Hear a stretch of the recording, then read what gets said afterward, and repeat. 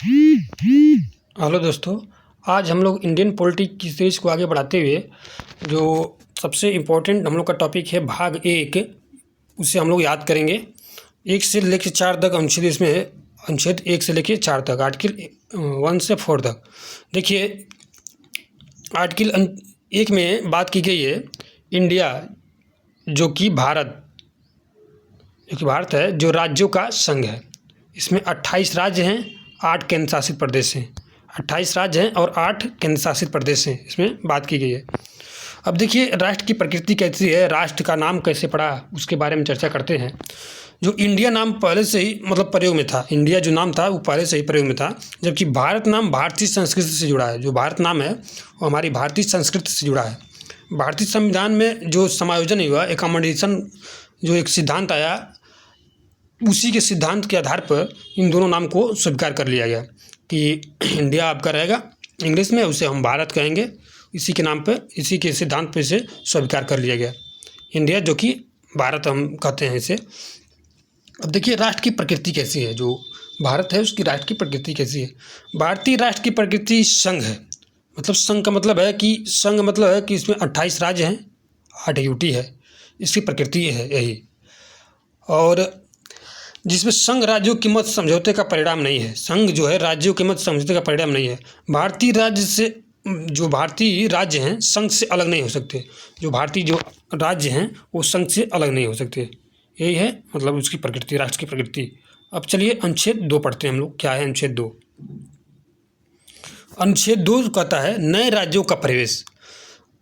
अनुच्छेद 1 था कि इसमें बात की गई थी अनुच्छेद 1 में कि संघ और उनके राज्य क्षेत्र, मतलब इंडिया जो कि भारत है राज्यों का संघ है, और उसमें 8 यूटी हैं और 28 राज्य हैं। मतलब 28 राज्य हैं और 8 केंद्र शासित प्रदेश हैं।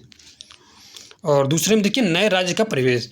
इसमें नए राज्य का क्या क्या बात किया गया? नए राज्य का संस्थापना, नए राज्य की संस्थापना कैसे किया जाएगा और प्रवेश कैसा, मतलब अपने देश में कैसे मिलाया जाएगा। भारतीय राज्य के क्षेत्र के किसी अन्य राज्य में प्रवेश या संस्थापना पहले भारतीय राज्य का हिस्सा नहीं है।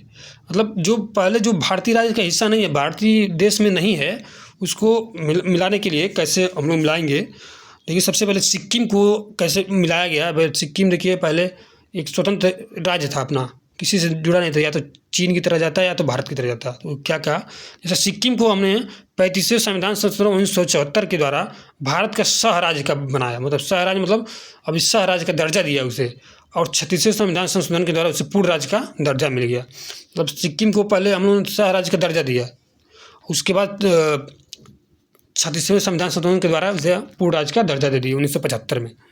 अब चलिए देखिए अनुच्छेद 3 पढ़ते हैं। अनुच्छेद 3 में बात की गई है किसी नए राज्य के बारे में बात की गई है कि क्या क्या हो सकता है। ये जो होगा नए राज्य, इसमें देखिए, इसमें पहले अनुच्छेद 2 में था, ये अपने जो इंडिया है, भारत जो है, उस मैप के बाहर से कोई भी राज्य प्रवेश होगा। इसमें बाहर से कोई प्रवेश होगा। और अनुच्छेद 3 जो है ना, वो आपके भारत के अंदर ही सब मतलब काम किया जाएगा। भारत के अंदर जो भारत है उसके अंदर। और अनुच्छेद 2 जो था भारत के बाहर से। अनुच्छेद 3 है भारत के अंदर जो भी इसमें परिवर्तन होगा इसमें किया जाएगा।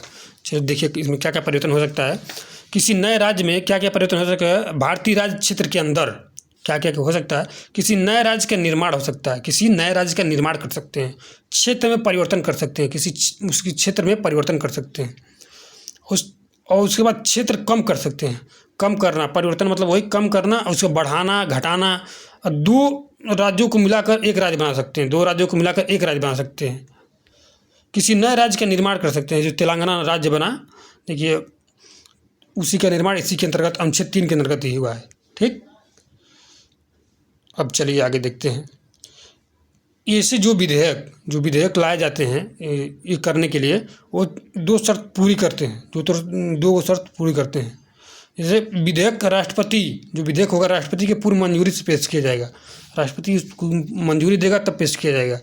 या तो विधानमंडल के से राय संबंधित, जो विशेष संबंधित जिस राज्य में ये परिवर्तन करना है, उस राज्य के विधानमंडल से राय मसौदे के तौर पर इसको संसद में विधानमंडल की राय को हम मानेंगे नहीं, लेकिन बाध्यकारी नहीं रहेगा कि हम लोग विधानमंडल की राय को मान ही ले, लेकिन संसद जो होगी उसका नहीं होता है, सर्वोपरि निर्णय होगा। मतलब उसी के हाथ में सब कुछ है कि वो माने या ना माने विधानमंडल की राय, उसी के हाथ में, मतलब संसद के हाथों में ये सब कुछ होगा।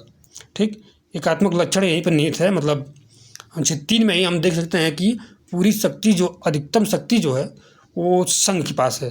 ठीक है, तो अनुच्छेद 3 में अपने राज्य में ही जो भी करना है, परिवर्तन करना है, घटाना बढ़ाना, नए राज्य में परिवर्तन, नए राज्य बनाना, वो करना। ठीक, अब चलिए अनुच्छेद 4 पढ़ते हैं। अनुच्छेद 4 में कहा गया है ना, जो अनुच्छेद 4 कहता है कि अनुच्छेद 2 और अनुच्छेद 3 में जो संशोधन करना है ना, अनुच्छेद 2 और 3 में जो संशोधन करना है आपको, उस साधारण बहुमत से किया जाएगा। जो 50% प्लस 1 होता है साधारण बहुमत, मतलब 50% से और प्लस 1, मतलब 50% से ज़्यादा पाएगा यदि, तो साधारण बहुमत से होता है। अतः इसे अनुच्छेद 368 की प्रक्रिया का पालन नहीं किया जाएगा। अनुच्छेद 368 की प्रक्रिया जो है संविधान संशोधन, इसका पालन नहीं किया जाएगा। संविधान संशोधन किस तरह होगा? साधारण बहुमत से होगा। अनुच्छेद 2 और 3 में जो परिवर्तन होगा साधारण बहुमत से किया जाएगा, और अनुच्छेद 368 का पालन नहीं किया जाएगा। इसमें यही कहा गया है अनुच्छेद 4 में। अब चलिए हम लोग नेक्स्ट वीडियो में पढ़ेंगे नागरिकता अनुच्छेद 2। यदि अभी तक आपने चैनल को सब्सक्राइब नहीं किया, सब्सक्राइब कर लीजिए, बेल आइकन को दबा लीजिए, जिससे नेक्स्ट वीडियो आपको मिल सके। Okay, bye bye, thank you.